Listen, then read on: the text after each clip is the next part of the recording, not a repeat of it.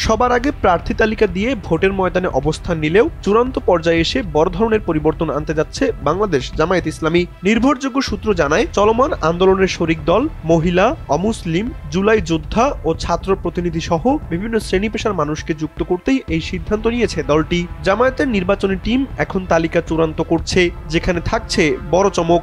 সম্প্রতি এ বিষয় নিয়ে একটি বিস্তারিত প্রতিবেদন প্রকাশ করেছে দৈনিক যুগান্তর।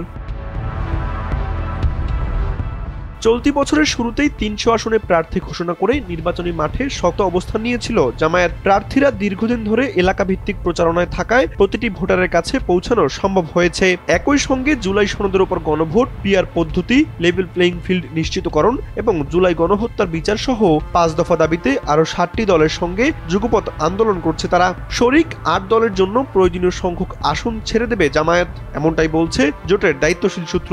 তবে নির্দিষ্ট সংখ্যা কেউ জানায়নি। তাদের যুক্তি, যে প্রার্থী জেতাতে পারবেন, দলীয় পরিচয় যাই হোক, তাকেই মনোনয়ন দেওয়া হবে।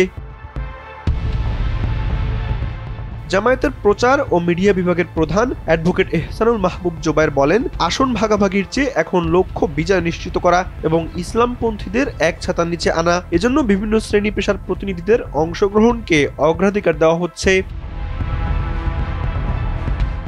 সূত্র জানায়, পূর্বে ঘোষিত তালিকায় শরিকদের জন্য বড় পরিবর্তন আসছে। পাশাপাশি অন্তত ৪ জন সাবেক ভাইস চ্যান্সেলর মনোনয়ন পেতে পারেন। সাম্প্রতিক বিশ্ববিদ্যালয় ছাত্র সংসদের নির্বাচিত ৩ জন ভিপি, ২ জন জিএস সহ কয়েকজন ছাত্রনেতাকে মনোনয়ন দেওয়ার কথাও ভাবছে দলটি, যারা সবাই জুলাই আন্দোলনের সম্মুখ সারির নেতা। একজন উপদেষ্টা সহ জুলাই অভ্যুত্থানের কয়েকজন শীর্ষ নেতার জন্য আসন ছাড়তেও প্রস্তুত জামায়াত।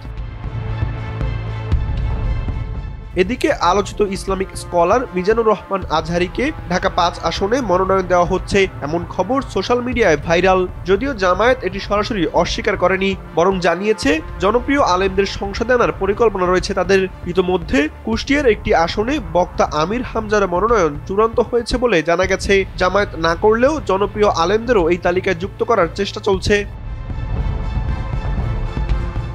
জুলাই অভ্যুত্থানের পর অমুসলিম সম্প্রদায়ের কাছেও জমিন তৈরি হয়েছে জামায়াতের। মন্দির পাহারা, পূজায় নিরাপত্তা প্রদান সহ নানা উদ্যোগের কারণে তাদের মধ্য থেকে একাধিক প্রার্থী মনোনয়ন পেতে পারেন, এমনকি একজন উপজাতি প্রার্থীও থাকতে পারেন। পূর্বের তালিকায় কোনো নারী প্রার্থী না থাকলেও চূড়ান্ত তালিকায় উচ্চশিক্ষিত ও সুপরিচিত বেশ কয়েকজন নারী যুক্ত হতে পারেন বলে নিশ্চিত করেছে সূত্র। তানভীর আহমেদ, এনপিবি।